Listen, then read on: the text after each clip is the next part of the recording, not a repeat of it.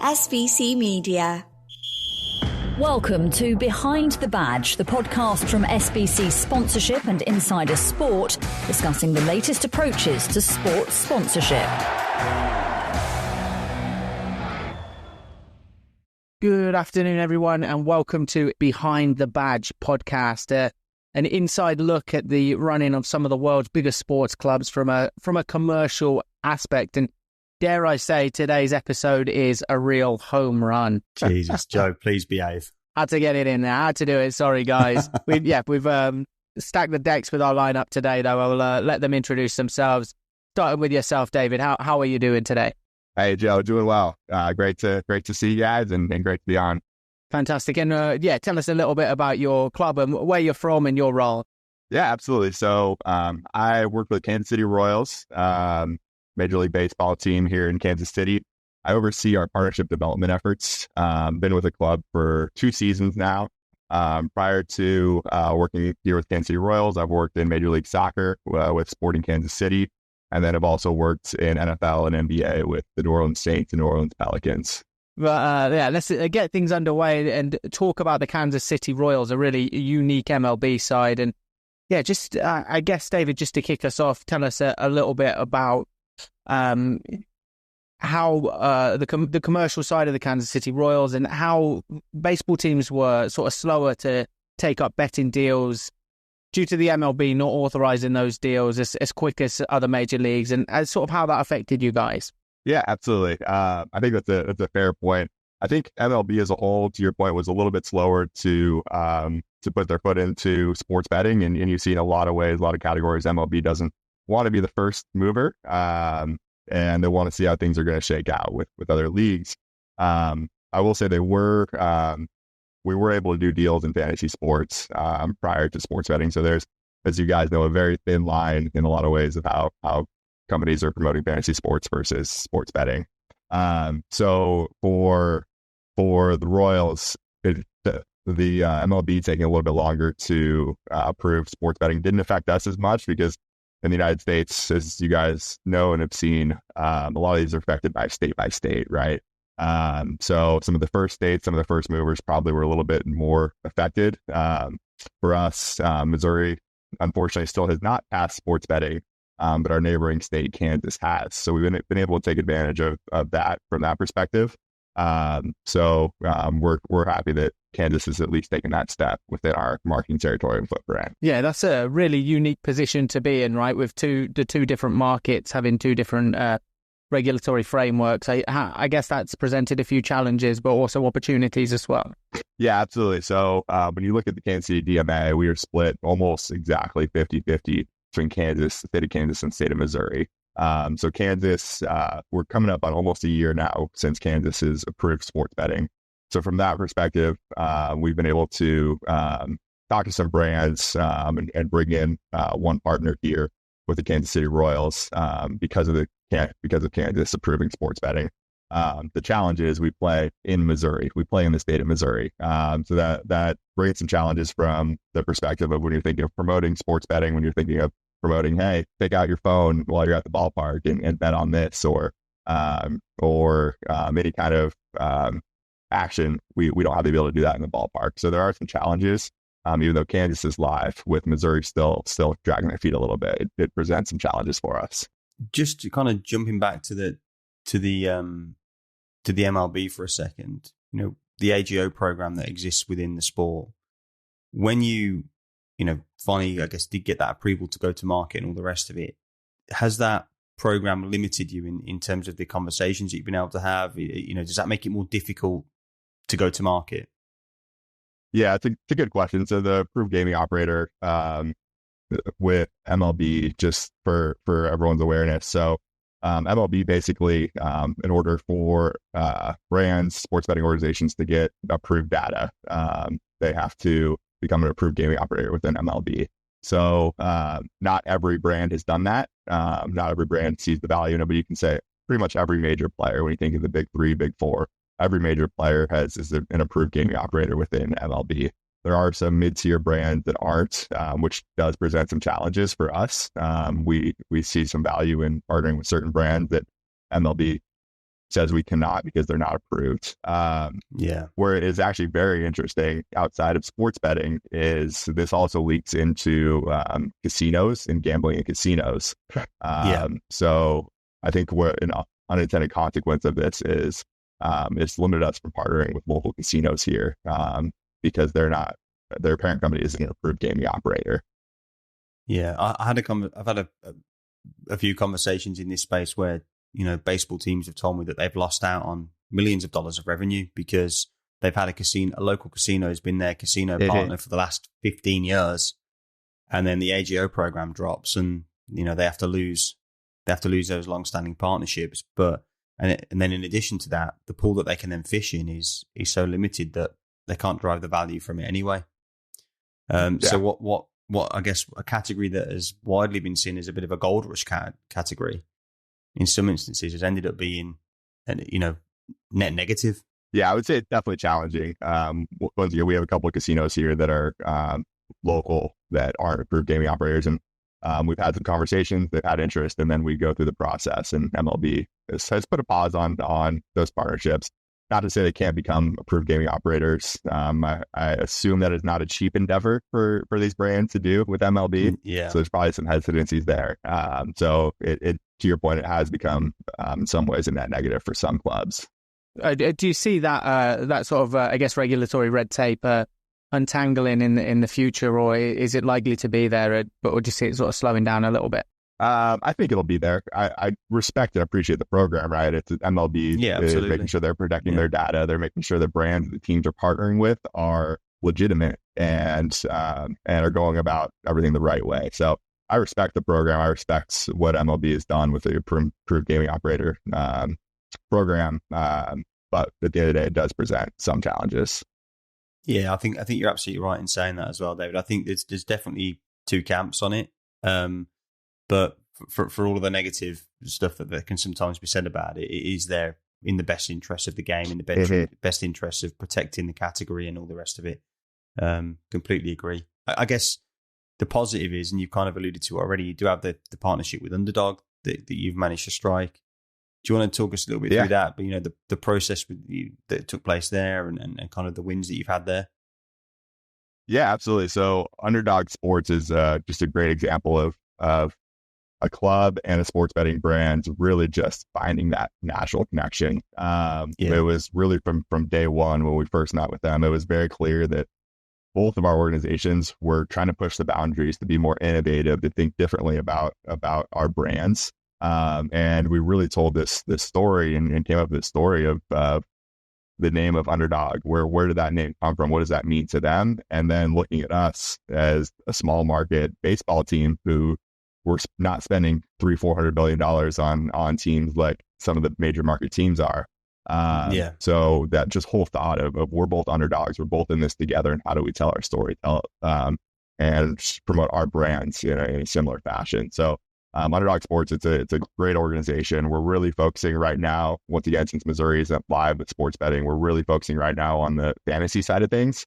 And promoting daily fantasy sports within their program, their platform, with the hopes of eventually, if and when Missouri finally gets their act together, being able to promote and build out the sports betting side through that partnership. That's great. I mean, it sounds like a really positive kind of joint journey as well. Yeah, it's a fun one. We're doing anything from in a couple of weeks, we have our dog day at the K, which we bring dogs out to the ballpark, and you think of Underdog, and there's going to be a pet adoption. There's going to be some really cool promotions within that, and it's a fun, natural connection. They are the presenting partner of our hot dog race, right? So just some really fun stuff that we're doing with them. You think of racing, betting, that kind of stuff. There's just a fun, natural connection there.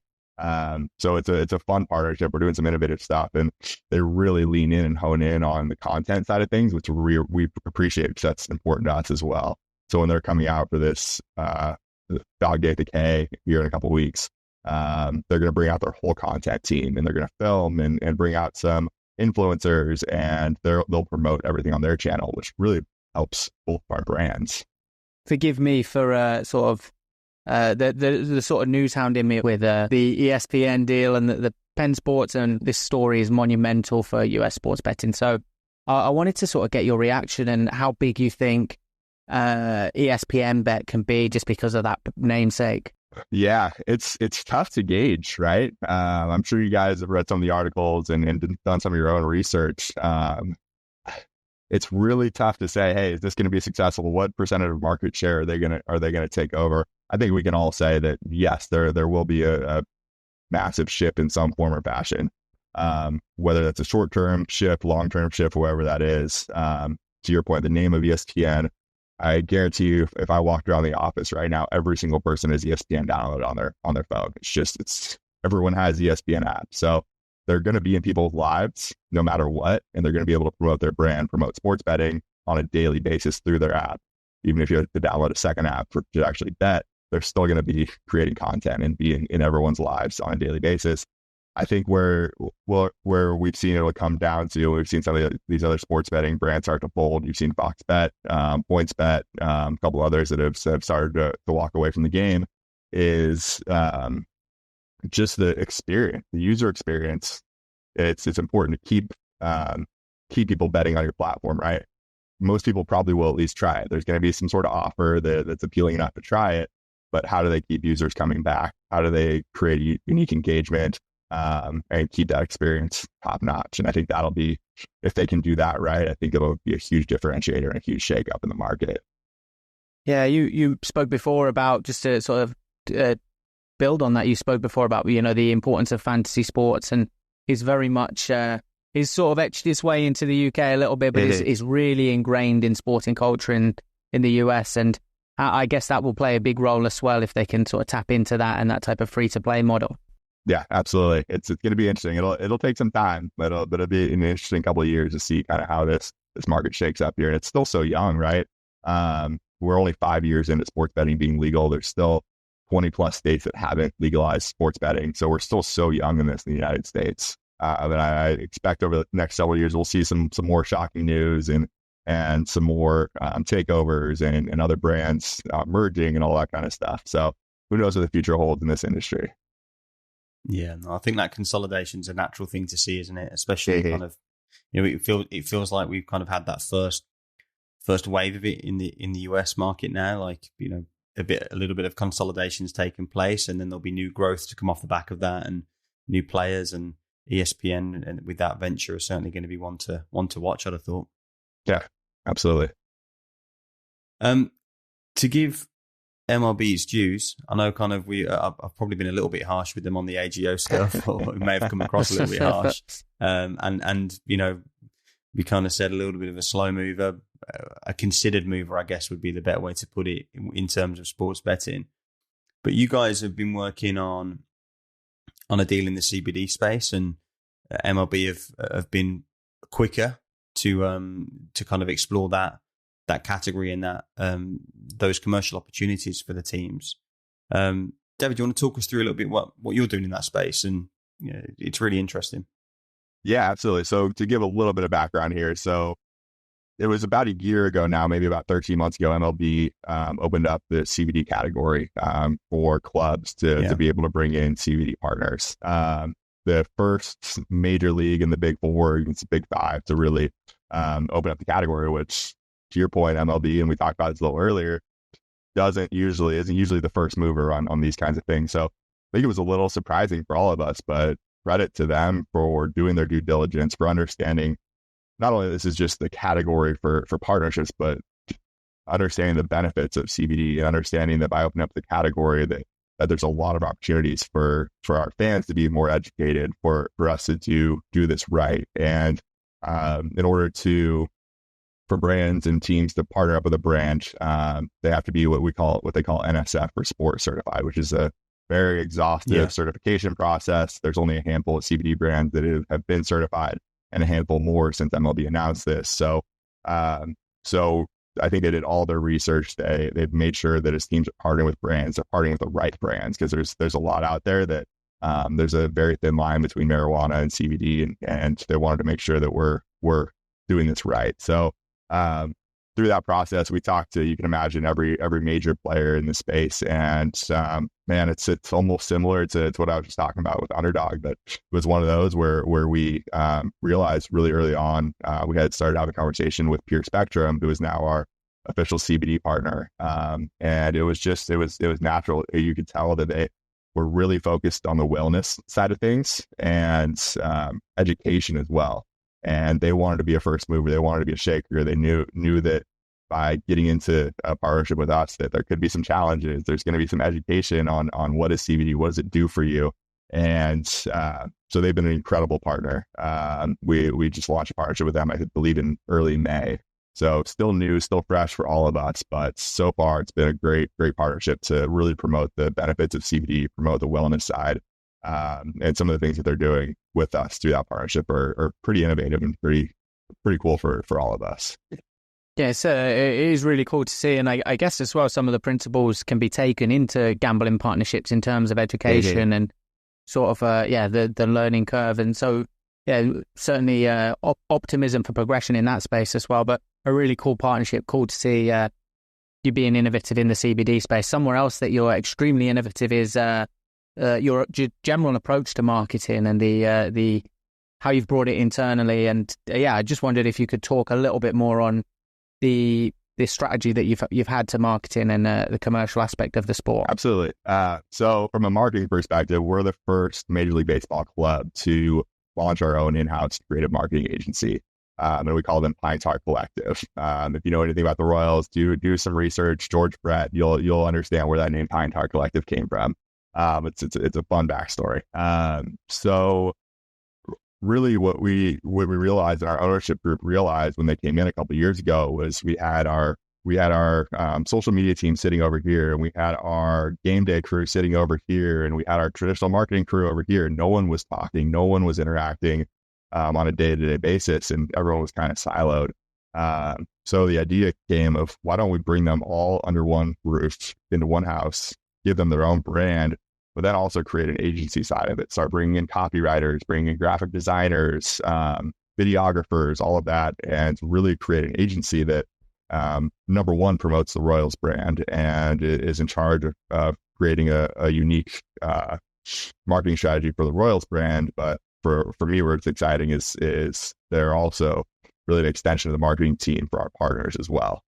So our partners have really leaned into utilizing Pine Tar Collective for their marketing efforts with the Royals. But where it's fun too is, even outside of the Royals, they're coming to Pine Tar Collective and saying, "Hey, I've got this marketing idea.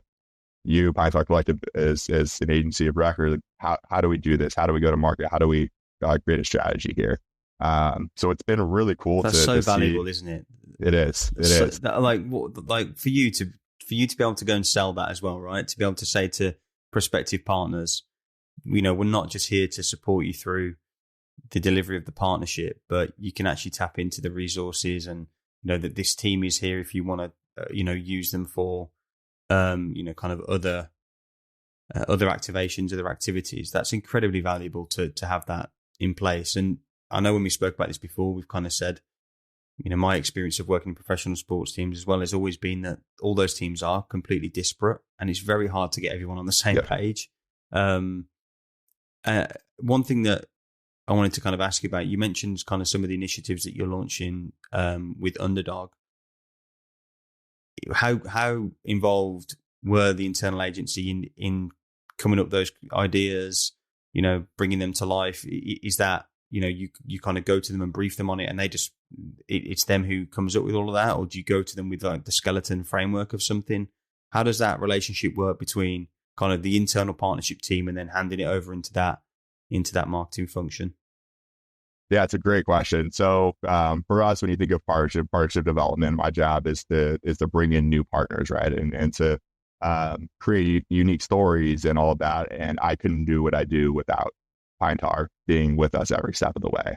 So from our perspective, we're going out, hey, the CBD category just opened up. Let's talk to some brands. Hey, Pure Spectrum really seems like a great brand. We want to try to create a story for them. So my team, once we realize, hey, there's something here, then we go to Pine Tar Collective. We sit down, we brainstorm, we go through a creative brief. We really learn about their brand, and it's our goal. Our goal is to really fully understand their brand and almost become an expert in their brand before we're ready to pitch. So we want to be able to in the actual pitch, in the actual presentation, show them that we understand their brand. We're using their language, not ours. We're able to speak in the way that they speak. So Our Collective is a huge piece and huge part of that. So they're the ones that are really creating the presentation. They work with us on coming up with the ideas and really being able to connect back with the brand. Once we've come to an agreement. Sorry to interrupt, David.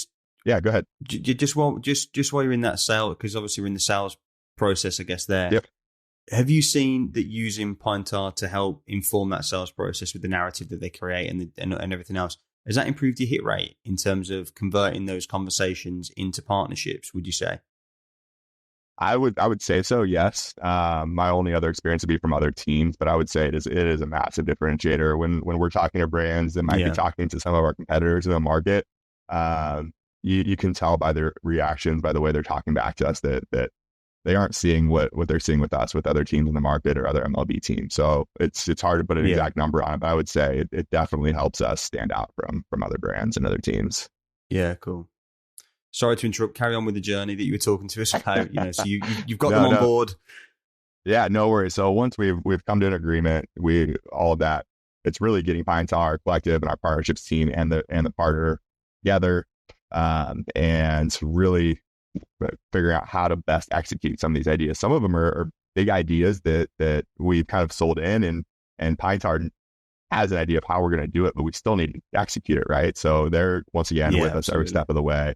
When we talk about Pure Spectrum, one of the things that we had originally worked on was a cooling lodge, because it's hot in the summer, baseball's hot. So, hey, can we put a cooling lodge in at the K for summer months to keep people cool down, learn about the benefits of CBD, all of that. And from what we originally pitched and presented to what it turned out to be, were two totally different things in a great way. And once again, Pine Tar Collective is there every step of the way to help us ideate and create and make sure the brand's happy, make sure it fits with our brand. That's fantastic. It's really cool. I love the idea of it. I guess just to tie into that, one thing that we absolutely don't experience over here is the length of the off season that you guys have. The football season finishes, we have, postseason tours a couple of weeks off, then there's preseason tours, and then we're into a new football season. And during that period, it's all transfer news and buzz and all the rest of it.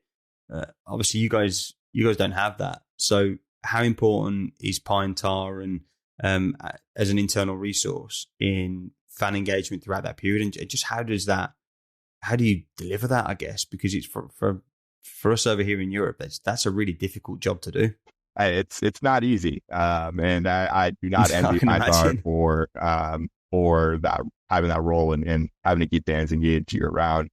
But they do a really good job at it, and we're always trying to push the boundaries of the off season. When you think about the baseball season, I think our biggest advantage is frequency, right? We're 6 months out of the year. We're the summer months. We don't have a lot of competition in the summer, and 162 games. And no other sport can touch that. So I think that's a huge advantage for us in season. But to your point, George, how do we engage out of season? So October hits. You have MLB playoffs. If we're not in the playoffs, obviously we still need to try to stay relevant.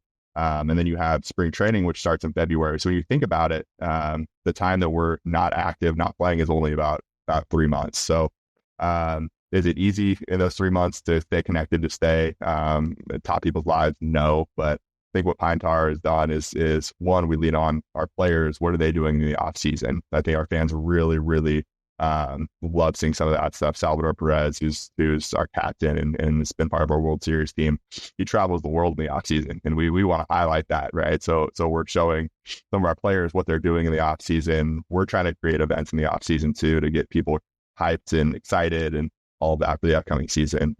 One of the initiatives that we've done for a really long time, and we can just continue to improve on it, is our Royals rally. So that's usually in February, right before spring training, doing a huge rally here at Kauffman Stadium to get our fans excited for the season.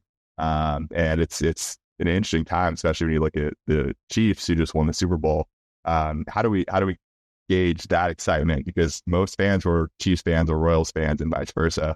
So we try to take that excitement, roll that into something like a Royals rally to get people going. Hey, the excitement from the Chiefs, we're just rolling that right over to the Royals. Because our seasons, Super Bowl's in February, we hit spring training 2 weeks later. So it's kind of a natural connection to that end. And as a sports organization, do you have to compete with the Chiefs? Like, I'm guessing if you're from the region, you kind of support both. Would that is that a bad assumption to make, or is that fair? I would say more than anything, we complement each other. And sure, you're always going to compete in some form or fashion. You're competing for dollars, for tickets, even though we don't play same season. You're competing for your fans' dollars, right? Because they are, in a lot of ways, they are the same fans. But I think when you look at the seasonality of baseball and American football, we really do complement each other. You'll see we play right across from them. So Truman Sports Complex, Kauffman Stadium is here where I'm at right now, and I'm looking out my window and I see Arrowhead Stadium. So we play really nice together, and we really do see each other as partners in a lot of ways. No, that is great. That is beneficial. Like George says, it's really cool to see. And do you collaborate on things as well, or is it simply just a united spirit? Yeah, I think mostly united spirit. We're going to collaborate on some things here or there. You see some silly mascot videos, right, of our mascot and their mascot doing some fun stuff. So we'll collaborate on some social efforts here or there. But I think for the most part, it's just showing that we're on a united front. We're both here to obviously win games and to promote Kansas City in a positive light, whichever way we can, whether that's through community efforts, through games, whatever that is. So I think we're united in that front. Yeah, I love that. And it really does underline the community spirit of Kansas City as well. And on that community spirit, I can't let you go without asking you about a potential new stadium in the pipeline. How are we doing? Give us an update. Yeah, absolutely. So I can tell you about as much as the media knows, and that is truly about all that I know. But we are in the process. No exclusives. Come on, David. If I knew something, I'd let you guys know, maybe off the podcast. But we're down to our final 2 sites. For us, it's not a matter of if, it's a matter of when and where. So we're down to our final 2 sites and site selection here within the Kansas City area. One is downtown, one is just north of downtown, north of the river. We're hoping, John Sherman, our owner, has told us and told the public that by end of September, we'll be able to choose our final site, which once that happens, things will start to get real fairly quickly. Once we have final site selection, then it goes to a public vote. So obviously that's exciting for us, right? To have that on the horizon. From a partnership perspective, it's huge. But from a fan perception and engagement and all that, it's an absolute game changer for us.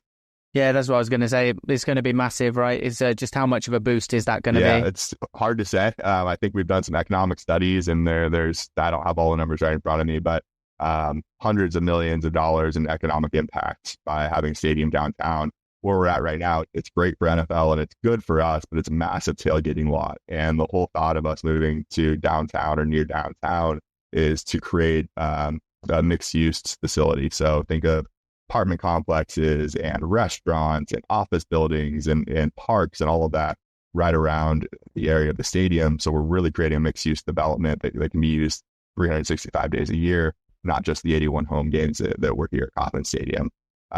So we think that's going to greatly impact fan experience, fan engagement. We want our fans, and we think our fans will stay longer. They'll come earlier, have dinner before a game. They'll stay afterwards for a drink. And we really, really, truly believe that'll create a one-of-a-kind experience here for our fans that doesn't exist currently. This sounds fantastic. Well, we'll have to make sure we, once it's all done and dusted and you know where you're going and it's built, me and Joe are going to have to come over for a game. Come on out. Most certainly. Absolutely. Yeah, we'll hold you to that, David. We'll be over for sure. Really excited and really exciting times ahead for the Kansas City Royals as well. And thanks ever so much for your time today. And yeah, good luck with the future. Good luck with the new stadium plans. And thanks everyone for listening. And thanks again. Joe, George, appreciate you having me.